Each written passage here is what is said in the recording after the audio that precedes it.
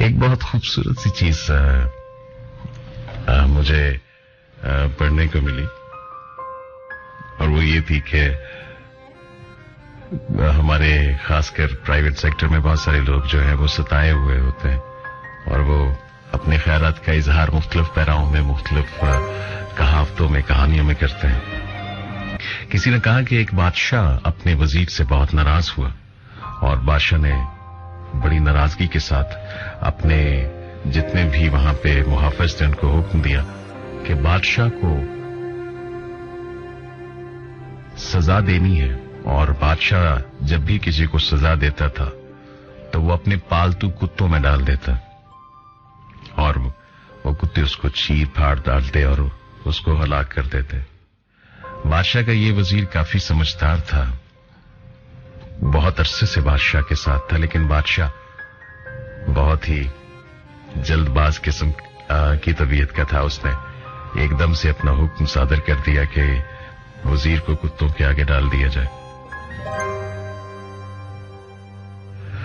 وزیر نے بادشاہ سے کہا کہ بادشاہ سلامت, میں نے عرصہ 10 سال آپ کی خدمت کی ہے, اس کے عوض میں اپنی ایک خواہش کا اظہار کرنا چاہتا ہوں, اس کے بعد آپ ضرور مجھے کتوں کے آگے ڈال دیجئے.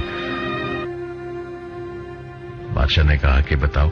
اس نے کہا کہ مجھے 8 دن کے بعد آپ کتوں کے آگے ڈالیے گا اور یہ 8 دن جو ہے وہ مجھے ان کتوں کے درمیان رہنے دیجئے. کیسے کہ میں ان کی رکھوالی کروں گا. بہرحال بادشاہ نے وزیر کی بات مان لی اور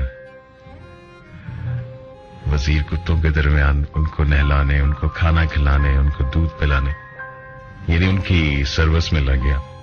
8 دن کے بعد بادشاہ نے جب دیکھا کہ اب وقت آ گیا ہے تو اس نے کتوں کے آگے اس کو ڈالا تو وہ حیران رہ گیا کہ کتوں نے اس کو کچھ بھی نہیں کہا. بادشاہ بہت حیران ہوا.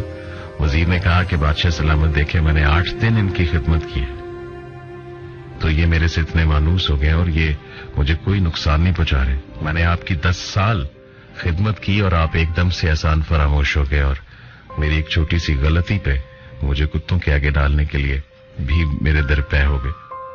بادشاہ بہت شرمندہ ہوا اور اپنی اس غلطی پہ شرمندہ ہونے کے ساتھ اس نے اپنے محافظوں کو دوبارہ سے حکم دیا کہ وزیر کو مگرمچھوں کے آگے ڈال دیا جائے.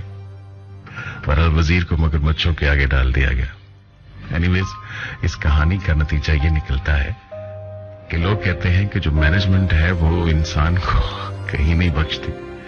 اور بڑا لفظ تو بڑا عجیب سا تھا, بٹ میں اس وقت ریڈیو پہ ہوں اور آپ کے ساتھ. شکریہ ادا کرتا ہوں آپ کے سننے کا.